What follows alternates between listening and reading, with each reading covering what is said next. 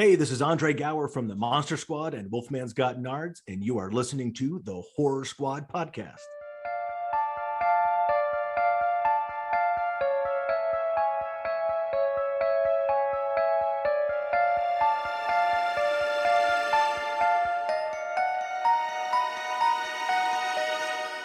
Hello, everyone, and welcome back to the Horror Squad podcast. This is episode number 325, where tonight we will be talking about 1986's Chopping Mall. I'm here, of course, with Steve and Todd. As always, it's Eclipse Day, the day we are recording. Very exciting.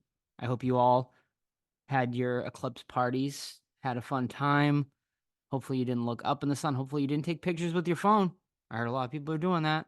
Hope you didn't do it, Todd, because apparently you erased I amateur did camera not. phone. I did not. All right, good. I'm proud of you. Thank I'm you. very proud of you both. Gentlemen, how's your week been? Anything exciting to report on? Well, I'm happy that the eclipse is done with. I'm tired of hearing about it, to be Right. honest. Yeah, I don't get the appeal. It's cool, but not like travel 1,000 miles to the best location. Cool, in my opinion. But if you're into it, more power to you. Yeah, nothing too exciting on my end. I mean, the eclipse went, and I'm also happy that we're not going to hear about it. But we did get some good news this week after weeks of saying we have no idea what's going on with Monroeville. We actually booked a hotel because they finally got off their ass and booked some rooms. So now it's official, because we all have a room, tickets, and tour passes, and I know quite a few people are going. So really looking forward to that. It's only 2 months away, and yeah, that should be a ton of fun. Absolutely. Ladies and gentlemen, do not forget June 7th through the 9th, Living Dead weekend. Come join us. The official Horror Squad podcast meetup for this year. It is going to be an awesome time. The three of us will be there along with many of your fellow listeners. So come and hang with us. Get your weekend passes. We'll be there. All of us will be there Friday, Saturday. I don't know who will be there on Sunday. I know I'll be gone early on Sunday, but definitely join us at least Friday and Saturday if you can. We are doing the 1 p.m. mall tour on Saturday. Tickets are still on sale for that. And weekend passes are also still available. So come join us. Living Dead Weekend, Monroeville, Pennsylvania, the home, of course, of George A. Romero's Dawn of the Dead. It's going to be an awesome time. And if you want to join, the hotel block at this point might be sold out for the hotel we're going to. But if you are interested in that, join our Discord. I'm not going to announce it publicly here because, I don't know, who knows who could be stalking us around these parts. But if you do want to detail, send us a DM through socials and we'll get, or join the Discord. We'll get you a link to that hotel block. There are currently two hotel blocks available. So if the one we're staying at is sold out, you can stay at the other one. They're both just a few minutes away from the Monroeville Mall in Monroeville, Pennsylvania. And that's about it. Before we get into what watched, without horror news this week, I did want to quickly touch on the Maxine trailer. The Maxine trailer dropped today as of this recording. So, gentlemen, I know we all gave it a little watchy. So, what'd you think of it? Yeah, it's interesting. I love the 80s aesthetic. I think we all do, obviously. I really dug, being in a video store. That's always a treat. Seeing some blood splash on the videotapes is awesome. I didn't know that it was going to be about the Night Stalker serial killer. So I wonder if like she's gonna like have a love interest or entanglement with him or something like that. I don't know. We'll figure it out. But yeah, I loved X, hated Pearl. So hopefully, I obviously want to like Maxine, but hopefully I'm like somewhere in the middle of that at least. So we can go 2 out of 3 for the series. Yeah, for me, so I really, yeah, same thing. I really loved X Pearl. I wasn't as big of a fan of, and the trailer looks good. Like, there's a lot of stuff in the trailer that really excites me. Like, they go to Bates Motel, the set, obviously, and there's a lot of old Hollywood stuff, and I think it's like an interesting premise. But there's something inside of me that just didn't vibe with it.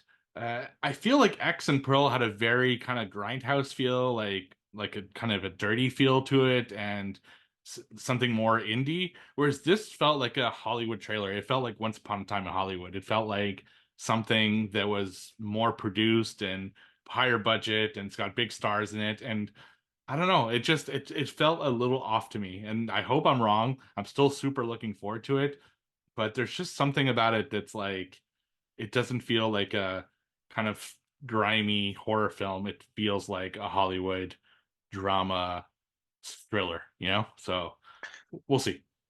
No, I hear that. Like X was, TCM obviously. And then Pearl, one of the reasons I didn't like it was it seemed very ultra cheap. And now this one's like really glossy. So like, hey, more power to you, get more money for your project. But I don't know. Like it'll be interesting to sit down and watch Pearl, then Maxine, and then no. Yeah, Pearl, Maxine, and then X in a row. That'd be kind of cool. Yeah, I think the proper way to watch it would be Pearl X Maxine. So is that if I Is don't know if it? that's it. Isn't Yeah, she?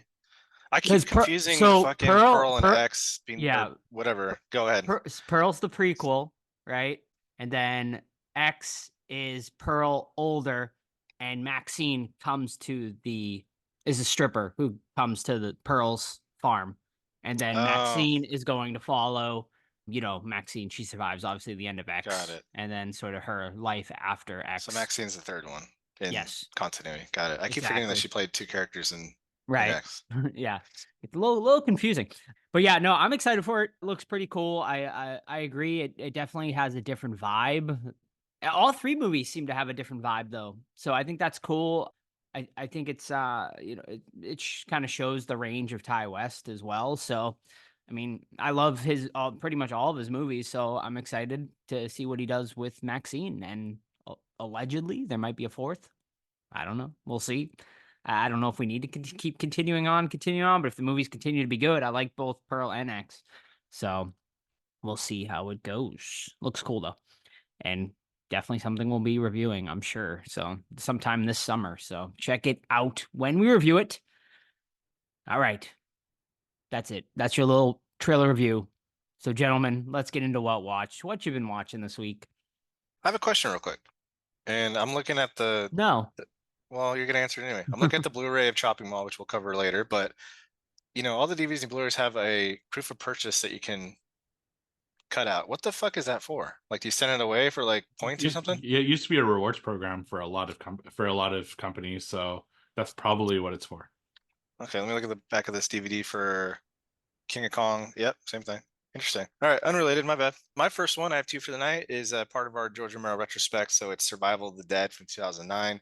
This one will be the third time watching it, and it was his last produced film before his passing. And man, this one and Die of the Dead, like I just have nothing but bad memories about. I think they're both pretty terrible, and I think it's an example of a filmmaker that maybe has lost touch with like youth, because like in 70s 80s he's right in the mix of it, but I think he tries to like kind of go the wrong direction, similar to Wes Craven with like Scream Forward. He's doing webcams and stuff like that. It's like I feel like they're trying to stretch to remain relevant when they don't have to, and I think this is another example of that. Although I do enjoy it more on this third rewatch. Maybe it's grown on me a little bit, I don't know. I'm still sitting at a really low 2 out of 5 on it, but essentially it's a direct sequel to Diary of the Dead, and it follows some National Guard soldiers as they're trying to, I don't know, find safety or something. And then they link up with this like a little creepy kid, and they get a armored car that they end up driving because they want money for some reason. And then meanwhile, there's two families on Plum Island off the coast, I think Delaware in the story, and they're Irish, which I guess that's a thing over there. I don't know. And they're warring against each other. One family's like, we need to kill the dead. Other one's like, we're not killing the dead. So they banish one of the heads of the family, and he links up with the soldiers and he brings them back to the island. And there's like turmoil and things like that. I don't give a shit about the side plot on the island with the two families, and unfortunately it's like a major focus of the film. I do like a lot of the zombie gags, but George is still stuck in this like having to do CGI gore, which I don't know why he has to do it or had to do it, because all his stuff looked awesome before this. But you have some cool gags, but then you have like CGI eyeballs popping out of zombies' heads, which just doesn't look good. It looks silly. Or a zombie's head explodes and like the stiffest scalp imaginable because the CGI lands on the top of the zombie's like the stump of his neck. So it's unfortunate. The characters are lame. Like I said, the family plot is stupid. There's a zombie that rides a horse, which I mean, zombies in Romero films, they do stuff that's out of the ordinary, but this is fucking stupid. I love George. He'll always be my favorite director, but this is just not a good film. 2 out of 5. Over on Tubi if you want to watch it. Hmm. So he goes the like Dawn of the Planet of the Apes route, where the Yeah, I apes guess, are yeah. riding horses, and now you have zombies riding horses. I love that. All Yeah, right. you should watch it for the George episode because I think you'll I definitely will. Yeah. find something in it. I stopped after Land. I haven't seen the last couple. What was it? Survival. I mean, and Diary, right? Yeah, Diary and then Survival. Yeah, I'll watch them for the retrospective, but I've never seen them just because I've heard they were dog shit, so I never bothered. I only got one this week, Steve. So if you wanna go first, and then I'll jump in. Sure. So I'm continuing the year-long project that I have with people in our Discord, where they recommended a movie for every month of the year. So my April pick was from our buddy Asa, and he recommended 1990's Demon Wind, which I watched over on Shudder. So this is a story of a guy, his grandparents were brutally murdered, and years later, it's not sitting right with him. So he decides to invite some friends over to the cabin where they were when they were killed, to figure out kind of what's going on and what happened and try to get clues to the past. So a bunch of his weirdo friends go over there and they investigate this cabin. Basically, the gist is once they get to the cabin, they go into some kind of portal where they're stuck at the cabin, and it's a fucking wild ride from there. I mean, we're talking ghosts, demons, zombies, skeletons with tongues. This movie has it all. It's fucking nuts. Like, it's nonstop craziness the whole time. It was definitely entertaining. Like, I never knew what was going to happen next because it's so random that you're just like, what the hell are they going to throw at us going forward? There's solid makeup and practical effects, which just makes it even better. There is some CGI, but it's like that really like shitty 80s, 90s CGI, like lightning bolts and stuff like that, and like, green swirls, and it's kind of, it was almost charming back then because they were trying. It's not like late 90s where they're trying to make it good and it just looked bad. The problem with this one is definitely, I think they just like wanted to showcase their like makeup effects guy, and they just try to like wing a script as they were going to try to make some kind of sense into all these things coming together, and it just doesn't. The performances are also not like the best, but yeah, I was totally entertained. It's just a weird movie overall. Like, there's a scene where a guy does kung fu on a can for absolutely no reason, just to show off. It's a wild one. I would recommend it. It's not one I think I'll ever watch again. I gave it 3 out of 5 stars, but yeah, I dug this one. I don't know if I would have watched it otherwise. So thanks, Asa, for the recommendation. And that's Demon Wind, 1990 on Shudder. One I've definitely heard of and definitely remember the cover from the video store days, Yeah. but one I've never watched. So It's okay. all right. I am currently behind on my challenge, so I apologize for my March review. Eric, I will be getting to your recommendation of Night of the Lepus, and then for this month, April, I'll be doing Tilbury, Caleb's suggestion, that's one I've never heard of before, so I'm intrigued for sure. For me this week, I only have one to report on. I went to the theaters this past weekend and checked out the first Omen. We actually, one thing I actually didn't mention is we got free passes to the first Omen because the production company invited Sam a couple weeks ago to a brunch thing to promote the movie. It was pretty cool. They gave us like free food and drinks and stuff like that, free poster and whatnot to promote the movie. I thought we were going to see the movie that day, but we didn't. And then so we got the free passes though, so I went and checked it out this weekend. I will say, like, I like the Omen franchise, but it's not like top of my list or anything like that.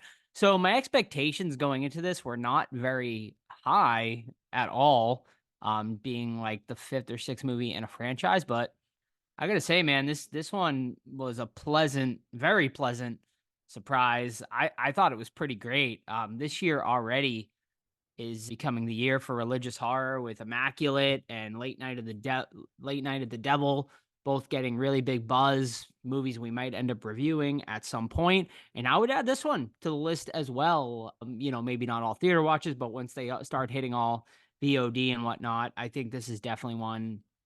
everyone should check out as well. Unfortunately, it is underperforming in theaters. It's not doing very well. It underperformed the expectations for it, which I think is disappointing because this was great and I would love to see a sequel based off of this because it kind of goes in a different direction that from the other. Well, it has potential to go in a direction with certain characters. I think that could be really interesting.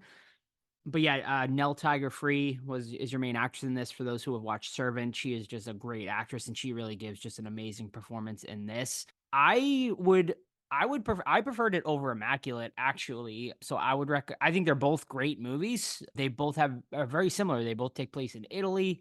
They both deal with the Catholic Church and whatnot. So there are a lot of similarities, but both great movies on their own. This one has some really memorable imagery that it was great. I don't want to say too much. I don't want to get too spoilery. So I will say I give it a 4 out of 5. I highly recommend it. And I think it's probably one we should probably review before the end of the year because I could see it making all of our top 10s potentially. You know what the problem with that movie was? Had I not been in horror groups and part of the horror community, I would have no fucking idea this thing ever came out. Right. I didn't see a poster. I didn't see a single trailer, and I've seen a lot of movies in the theaters lately. It just like there's no advertisement for this. Like I'm not surprised it's not doing well. So it might be one that does well on streaming later, but yeah, it's too bad. Sounds fun. Are Yeah. y'all big fans of the series overall? It's fine. Not real. Like I think the first one's great. It's a classic, but after that, I never even continued on with. I think I saw part 2. I definitely have not seen 3 and 4. I vaguely we talked about this when we were leaving the theater yesterday, me and Sam, and I completely forgot there was a remake. Sam was like, "Didn't they remake The Omen?" And I was like, "I don't there think is. so." And there is with Yeah. I looked it up with Liev Schreiber and Julie Oh, yeah. Stiles did a remake, Oh. and I completely forgot about that. So yeah, but this one's great. Like I would, I think it's probably hopefully a resurgence for the franchise. Maybe I'm hoping word of mouth. Like reviews have been great for this, like from horror fans and critics. So I'm hoping word of mouth will get people to go out and see it. I also think it came out at the wrong time, man. Like Immaculate just came out a week or two ago. And with Sydney Sweeney and her buzz and all that, I think more people are probably going out and seeing Immaculate. I think more people are probably going out and seeing Immaculate over this one, which is too bad. But hopefully, like Steve said, it will find some sort of following either on VOD or within the next few weeks in theaters. But this could be a rush out to VOD based on how it's performing in theaters. Whereas Immaculate, on the opposite hand, set a record for that studio for Neon. It was like their biggest opening ever for that particular movie studio. So, what can you do? Things happen. What can you do? Yeah, I've never seen past part 1. So I know Scream Factory has the 4 on Blu-ray, like a box set, so I might pick that up. I Well, will yeah, say let's- I go will ahead. say you don't need to see the sequels. This is a prequel to the first movie. So honestly, you really don't even need. I would say you really don't even need to. I would recommend watching the first movie, but I don't think it's like necessary. You will miss a couple of small little Easter eggs, but other than What if that, I want to though? you want to watch the sequels before What this if I one? want to watch all Sure. 4 and the Yeah, remake? go for it. Okay, Hey, thanks, Dad. It won't hurt. So yeah, it looks like they had a budget of 30 mil and have only made 17.4 so far. So not looking great. All right. My last one is I was looking at my Tubi list, man. It's like 240 40 movies deep. So I'm like, man, I'm never gonna get through this. So I went all the way to my very first entry, and it happened to be a 2015 film called Deep Dark over on Tubi. And it is about a struggling artist who's just a shitty fucking artist, man. He makes like these weird dangling designs or whatever that no one likes. Everyone makes fun of him. Even like his fellow pompous artists make fun of him, saying your art's trash, stuff like that. He has an uncle that's successful, and he's like, "Uncle, what can I do to be like you?" And he's like, "You gotta move into my studio apartment. This is where I got like my mojo back, or whatever you want to do." So he moves in the guy's apartment, and it turns out there's something in the wall that talks to him. So it gives me the special vibes, but not as gross as that movie. And then it gives me Glorious, which is the one in the porta potty, right? Or the bathroom, right, from like last year, but not as. But this one, Deep Dark, is a lot better than that. And basically, the creature or whatever it is in the wall, it's like, you got to give me a kiss. I'll help you be an artist. So he fucking kisses it, and it's like it moans, and it's got little like gross little like wetness smacks coming off the thing, and then it secretes something out of its vagina, its butthole, its mouth. Who knows? We don't know. And he takes that, and it's like a glowing thing, and he makes art out of it. Everyone likes it, right? So now everyone that was shunning him now thinks he's the greatest artist ever. But the creature's like gets a little bit jealous because now he's getting attention from girls. He's getting famous, and he's like, I need some more art. He's like, well, you gotta do something else for me. You gotta put your dick in the hole. And he's like, all right. So he does that. They have an orgasmic frenzy, and then she secretes another piece of art. But meanwhile, someone was watching through the window, a rival artist, and he's like, I want in on this. And his agent's like, I want in on this too. So murdering happens, sex with the wall happens, eating out the wall happens, tickling the wall happens, all this sorts of stuff. But like I said, it's not as gross as the special because the special went there. This one kind of holds back a little bit. But overall, I really liked it. I give it a 3.5 out of 5. I wanted a little bit more at the end there, but I think it's a really cool film, and I think both of you guys would like it. So that's Deep Dark over on Tubi. 3.5 out of 5 from 2015, and these filmmakers haven't really done anything else, so I hope they get on that because I like their first work. Might have found the movie of the month that we're going to watch in the movie club. I think that'd be a hilarious one to watch with people. All right, so my last one this week is a 2024 film that I saw over in theaters, and that is Godzilla X Kong: The New Empire. So this one takes place right after Godzilla versus Kong, which was like 2-3 years ago. Basically, Godzilla is on the surface of the Earth, and he's fighting all of the different kaiju, kind of helping the Earth, not get destroyed by all these monsters that are roaming around. Meanwhile, to keep the peace between Godzilla and Kong is chilling in the what do you call it? The Hollow Earth, which is like kind of an Earth within the Earth, and he's trying to figure out his origins.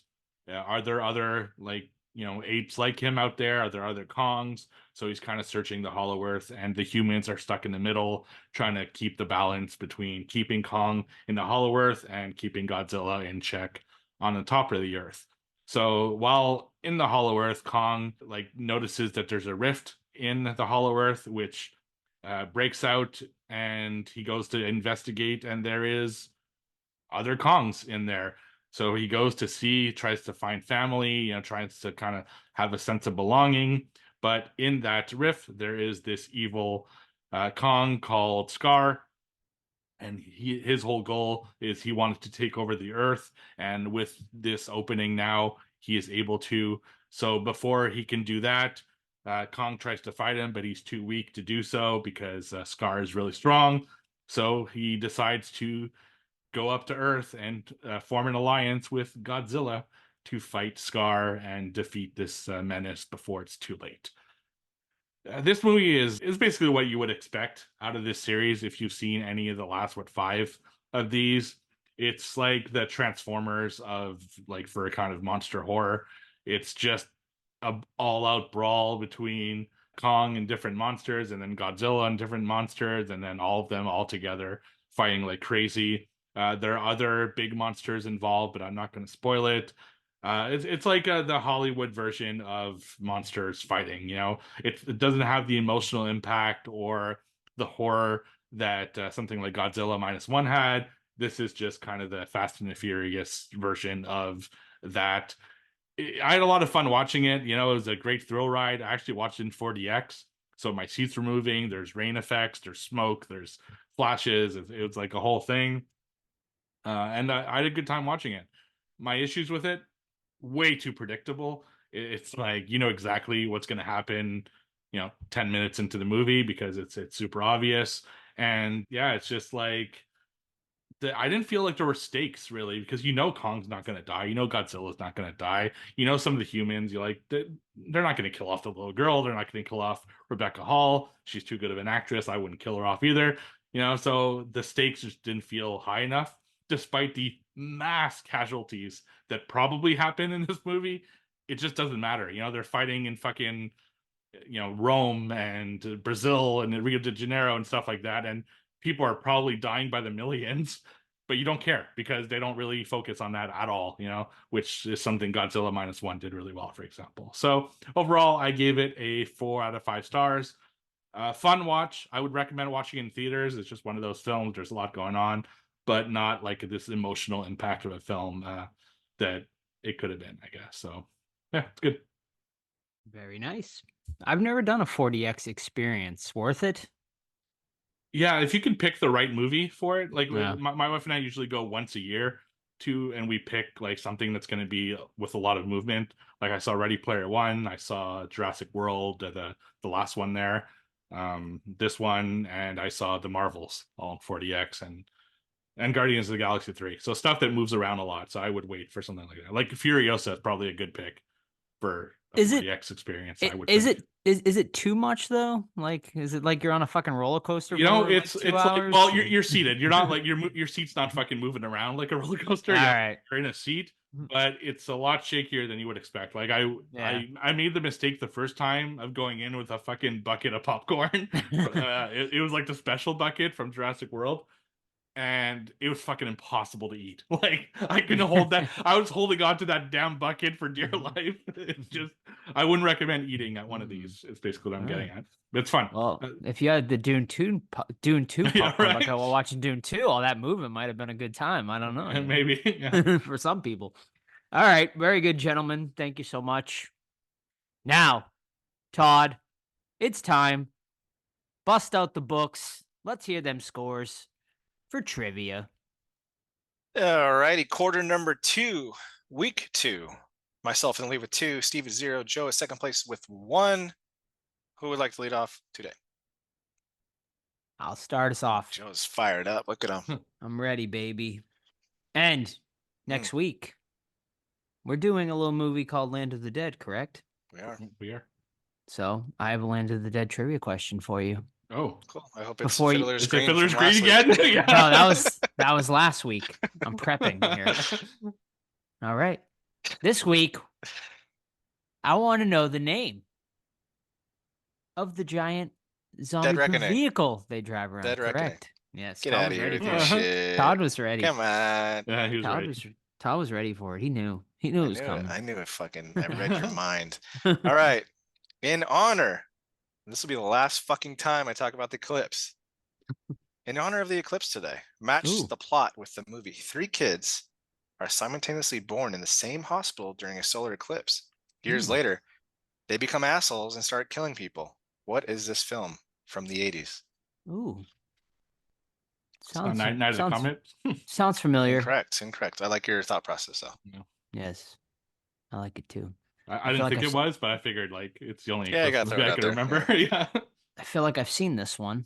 I know for a fact you've seen it, Joe. Steve, Yeah. I'm not sure. Isn't it like in a junkyard? Like these kids end up in a junkyard at one point with like there's like a scene. Don't know. I fucking watched this movie, yeah, recently. I feel like it was recommended by one of you, maybe even you. Todd. Yeah, maybe. I can't remember the name of it though. I definitely No. watched it though. I have no Yeah. idea. Okay, give up. It is Bloody Birthday. Yes. Yep. Yep. That Little might have been fuckers start killing that their might have been parents and stuff. before Steve came on the pod. We might have even reviewed that actually during our 3 guys days. I don't remember. I definitely remember watching it though. Mm-hmm. All right. All right. So all my trivia this week is going to be guess the Eclipse movie. Nope. Guess the movie based on the parental guide, IMDb parental guide. Nice. There is a theme. I'm not going to tell you what it is because then it would become too obvious. But if you figure it out, it gives you an advantage for question 2 and 3. All right. First one. Sex and nudity. Mm-hmm. Yes. Yes. Cool. A man runs around in his underwear, which are very tight and show the outline of his genitals. In a few scenes, he gets knocked around and his genitals are shown bouncing around inside his underwear. Hmm. My Friday. Yeah. Help Alright. me. Violence and gore. Most of a man's body is eaten away by a vast swarm of bugs while he's still alive. The flesh on his arms is eaten away and his bones can be seen. The skin on his abdomen is eaten off and his intestines and other organs can be seen. There's a lot of blood and gore shown. Sounds cool. Mm-hmm. Insects, you said? Did it? Yep. Okay. Oh, bugs. But yeah. Bugs. Got it. profanity. One use of oh shit, holy shit, whore, son of a bitch, and fucker. Mm-hmm. Alcohol, drugs, and smoking. A doctor is seen smoking a cigarette. Mhm. And finally, frightening and intense scenes. A partly nude woman is held by a man that has turned into a shapeshifter who sexually assaults her. He then Oh. transforms his head into a worm-like creature and proceeds to try and eat her by starting by slowly pulling her head into his mouth. Yeah, that sounds familiar. Sounds like a good flick. It is a good flick. Well, my initial thought is incorrect, so I won't throw that one. Mm-hmm. Man, I want to know the answer so I can add it to my watch list. Sounds pretty You've both seen it. familiar. I'm almost Have we? 100% sure. Yeah, I think we discussed on the pod one, not as a review, but Mm, Yeah, bugs. that last one definitely sounded Is it Mimic? wrong. Cockroach good. one, right? Solid guess though, yeah. Mm-hmm. I got nothing on this one. All right. So we did talk about it as part of a retrospective. It is Hmm. From Beyond. Oh, Ah, yes. oh That yeah, was, got some Yep. good Barbara in that one. that was Ken Foree's junk that was flopping Oh. in his underwear. You love to see it. Very nice. Good flick. Oh, Yeah, yes. it was Very awesome. good. That's Yeah. actually I had not seen it before we did the retrospective for Stuart Gordon, and I Yeah. was like, wow, this is awesome. So Barbara Crampton had the 8x10 of Definitely her was. in the lingerie on her table for that movie. Oh, nice. Yeah. I've never had the chance to meet Barbara Crampton yet. I hope I She's can a delight, get man. to her soon. Yeah. All right. My next one is Guess the Movie, based on the IMDb information. This movie was released in the year 2000 with an R rating. Genres are monster, horror, action, horror, sci-fi, and thriller. This movie currently sitting at a 7.0 out of 10 over on IMDb. Director, David Toohey. Starring Keith David, Claudia Black, Louis Fitzgerald, and Les Chantery. Tagline is Fight evil with evil. Is it Pitch Black? It is Pitch Black. Yeah. In honor, of course, of Eclipse Day. Nice. It's a great movie. It's good. Very good. Wasn't too big on the rest of them. Me neither. No, the Chronicles of Riddick and all that stuff. Yeah. it wasn't I as didn't good. see the third one. Or yeah, whatever. Mhm. Okay. Hopefully you guys have seen this one. I think you have because I've talked about it a couple times. But in Dead and Buried from 1981, Mhm. how is Freddy finally finished off while he lays in the hospital helpless? So if you remember, Freddy was burned at the beginning of the film by the townspeople, Like Krueger. but he didn't die. Mhm. But someone comes in to finish his ass off. How did she finish him off? I remember the scene very like I could picture the room. Yeah, it's also on the cover, the 3D cover of I think Vestron put it out. If you move it, it shows the act happening. It's pretty cool. I know. No, Blue Underground did actually, but it doesn't matter. You want the item or the method? I want the method. Did it stab in the eye? Correct. There you With go. a needle. Yeah, so I didn't remember what the item was, but I remember the scene. Poor All right. Freddy. Yeah, still guess the movie based off the IMDb parental guide. So sex and nudity.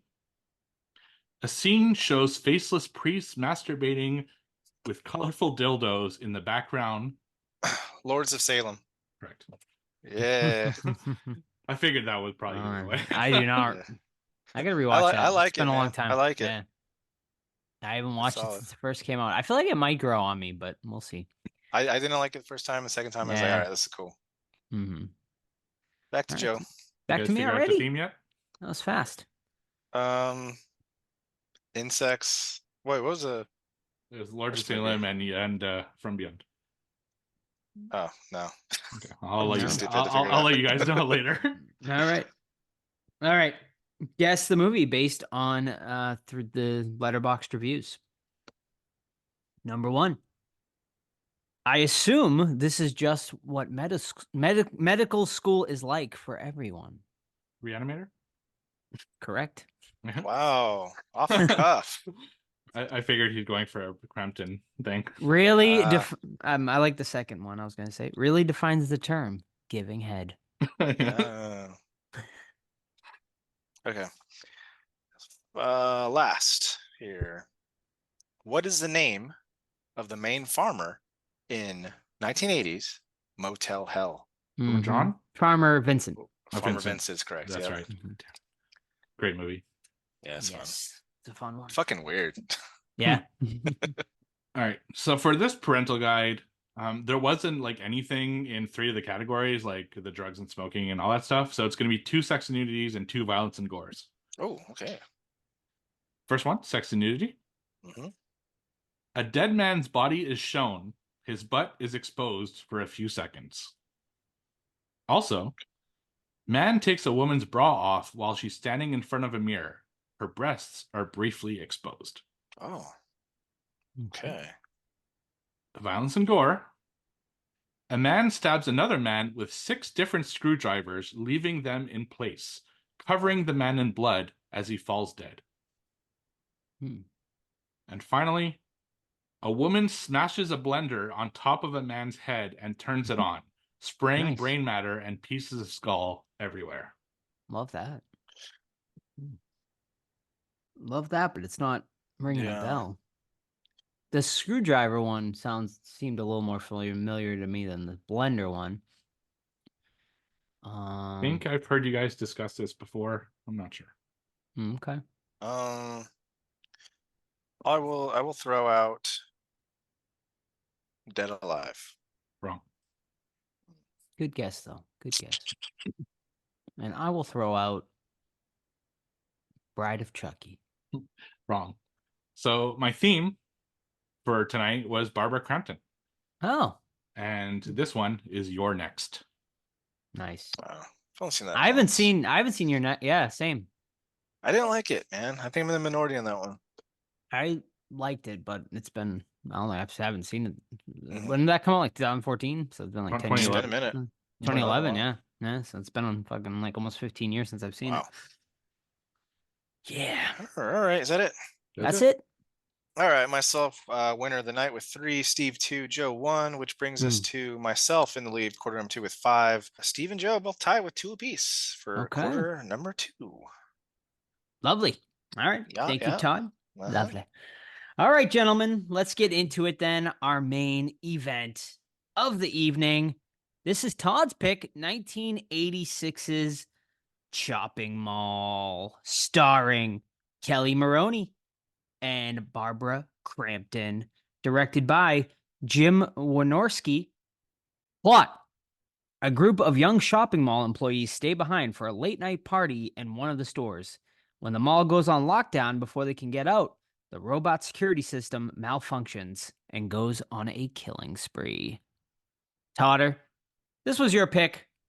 Let's hear a little bit more about Chopping Mall.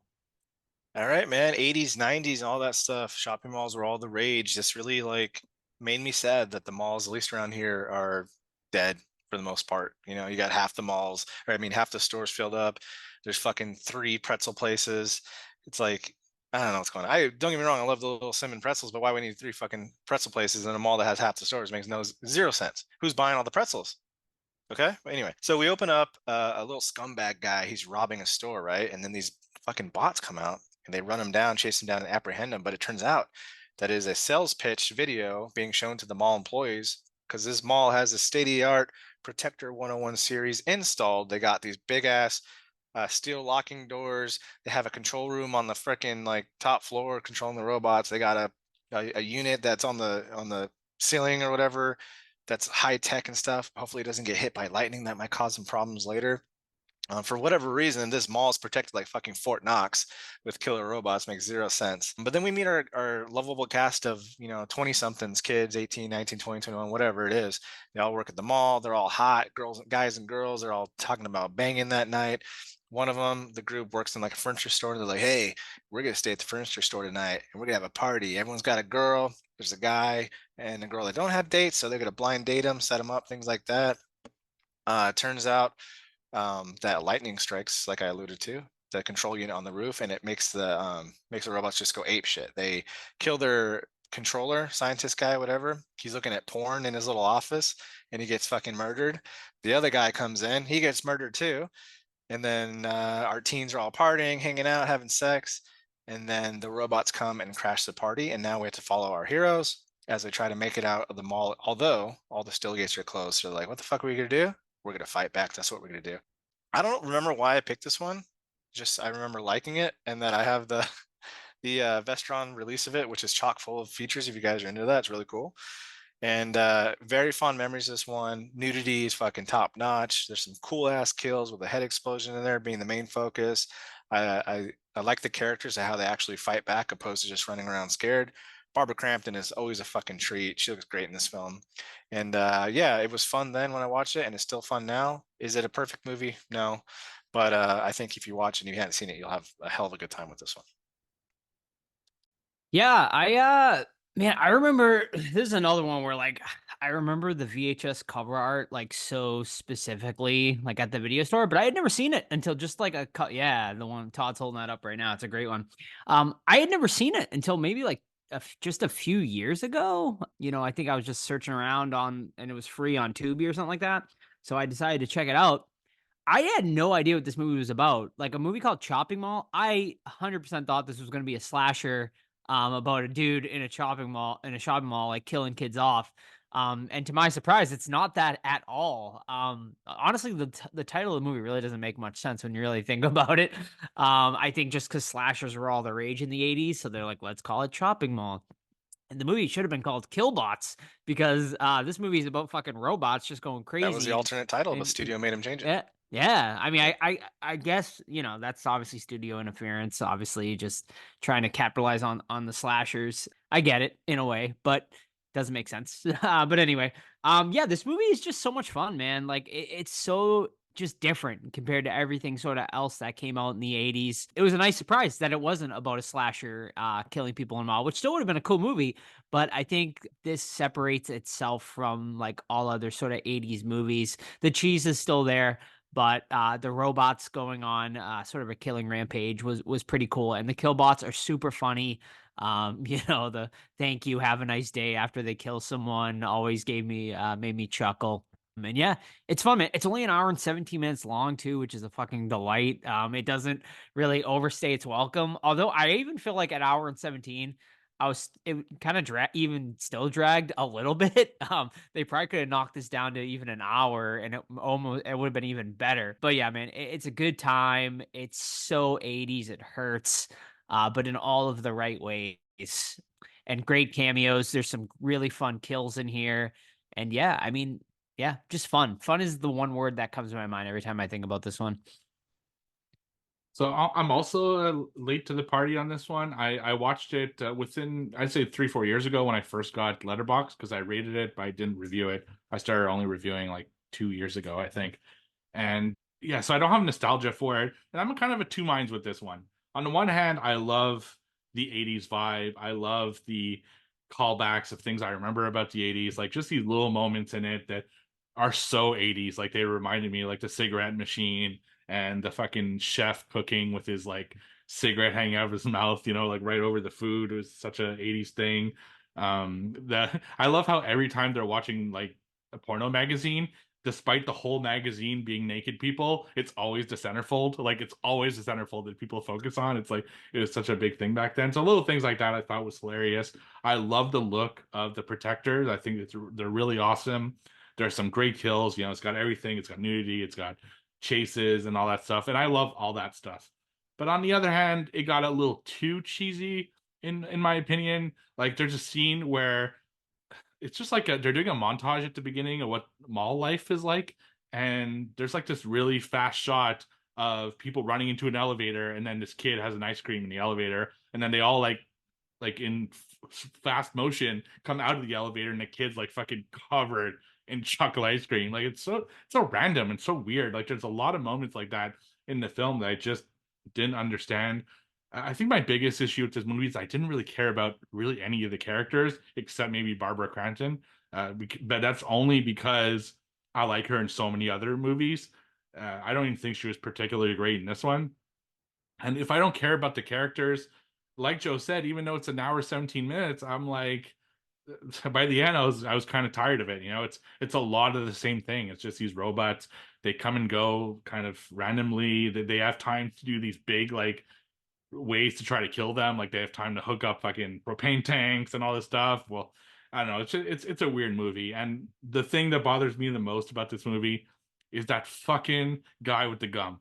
Dude, he is the most obnoxious gum chewer I think I've ever seen in my life. I could not wait to see him get killed. It's just annoying as hell, but I still enjoyed the ride.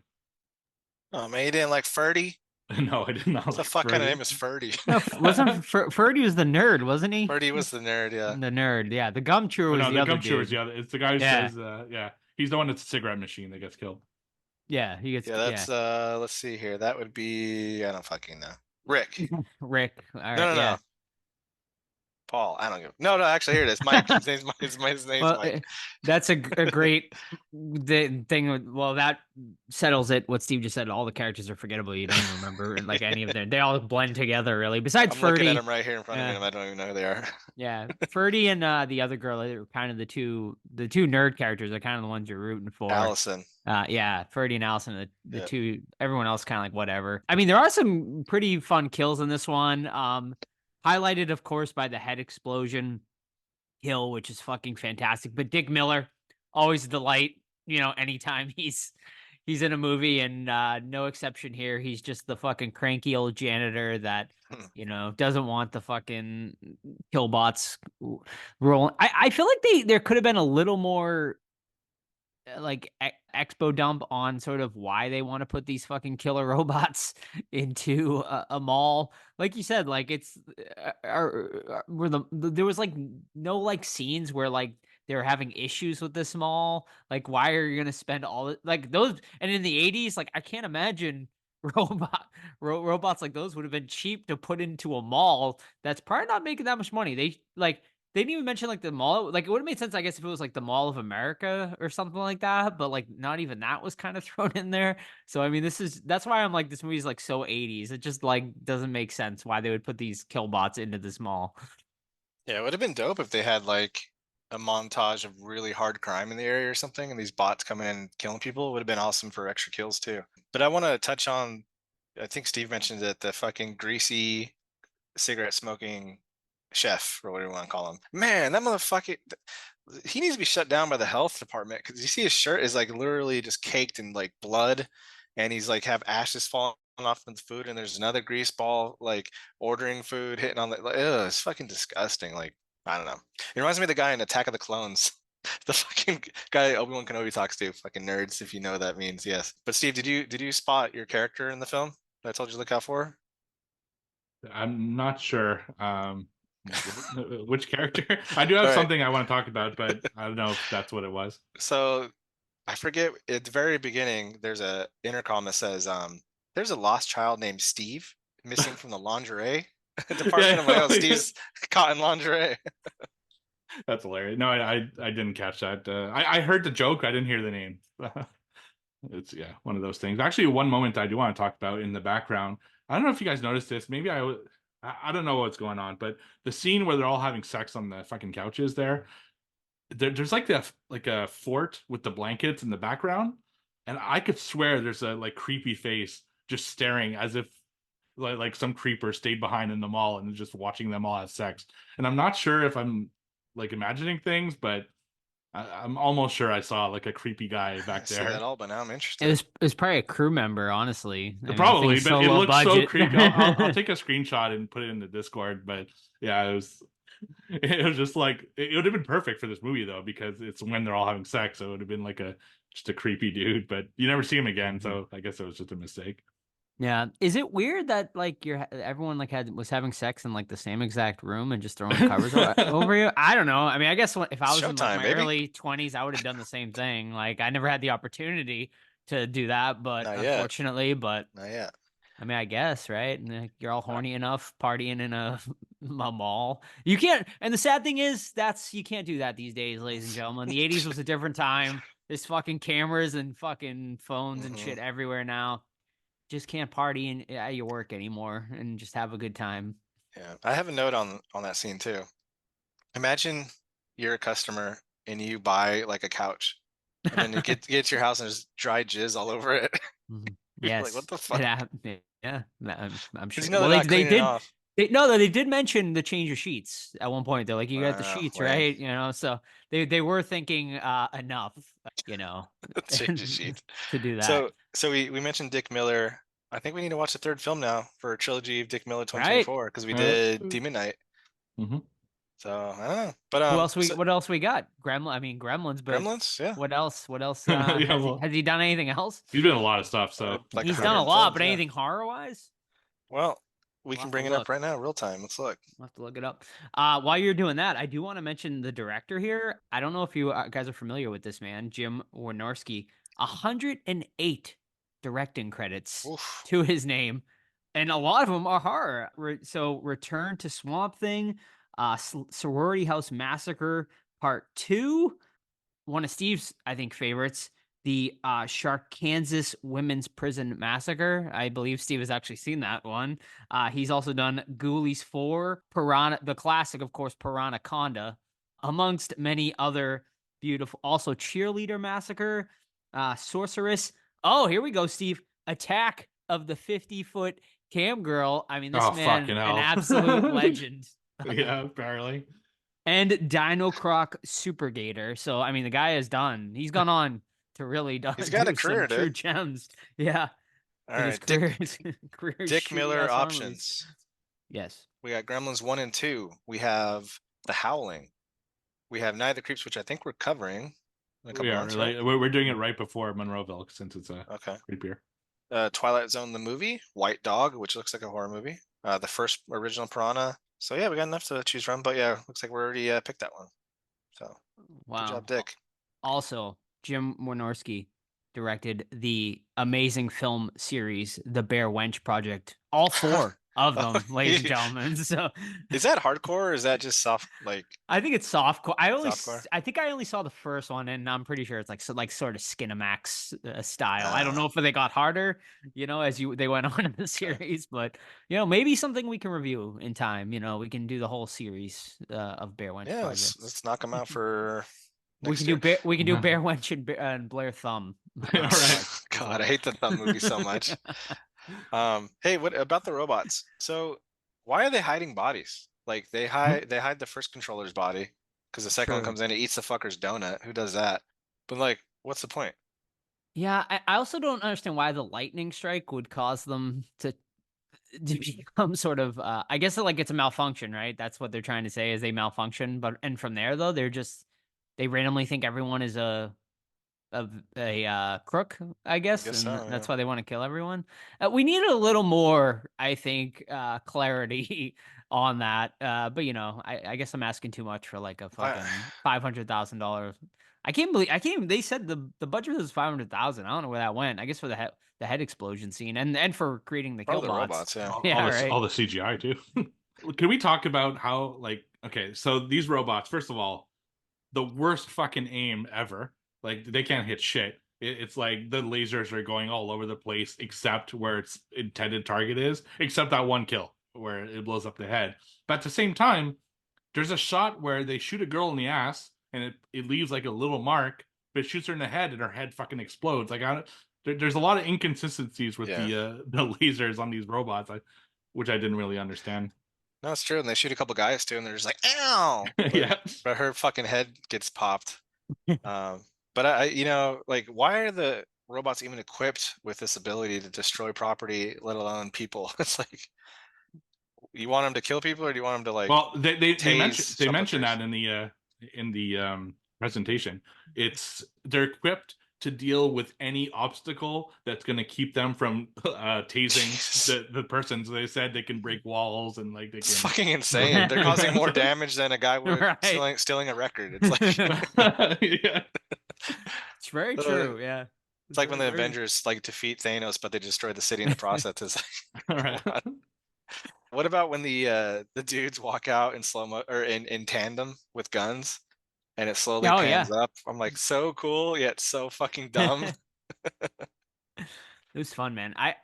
Man, like I can't believe like just the insanity they went to, like with just like the destruction of property and like like they went to they're going to the sporting goods store getting fucking like AK-47s to fucking take out these killbots, which apparently they can withstand some heavy fucking bullet damage as well. These things were pretty indestructible, which was fun, man. Kudos to whoever created these killbots, because they're definitely the stars of this entire movie. And poor Barbara Crampton, man, she got it rough. Probably the worst death out of everyone as far as pain Burned goes. alive. Yeah. Yeah. I She love was- that. Go ahead. Yeah, I love that she's like about to burn, you know, like the robot's about to get her, and the two girls are like 20 feet from her at most, maybe 10 feet even. And they're like, nah, she's dead. Like, I'm not going to try to help her at all. I'm just going to hide here as she burns alive. Like, no problem. It's, yeah. Yeah. True. She was pretty annoying in this movie too. Yeah. Like I think we Barb- all love her, but she was like the dumb one in this Yeah. cast. Mhm. Her character. I do have a Todd gripe though. Ooh. You're gonna tell me that they can afford this high-end military grade robotic thing, but they don't have a fire suppression system in the mall? I'm like, come on, we're missing like a huge thing. We have a fucking paint store, let alone there's so many regulations for paint, but we don't have a fucking fire suppression system. Like, get out of here. Come on. Yeah, you know, it was Yeah. the '80s, man. Anything, it just happened. They did film this in a real mall. I will say that, and which I think added. Where was it? LA or something?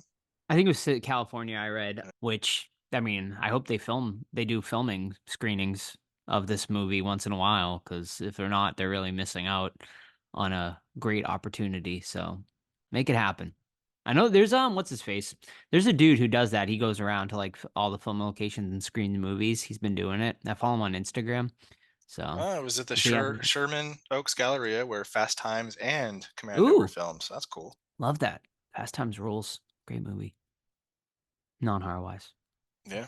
Yeah, we forgot to mention also, I think this movie is sponsored by Coca-Cola because it's in every fucking shot of the movie that they're drinking Coke. There's Coke bottles everywhere. There's fucking cups everywhere. It's quite Camel the cigarettes product too, placement. maybe. Yeah, maybe. Yeah.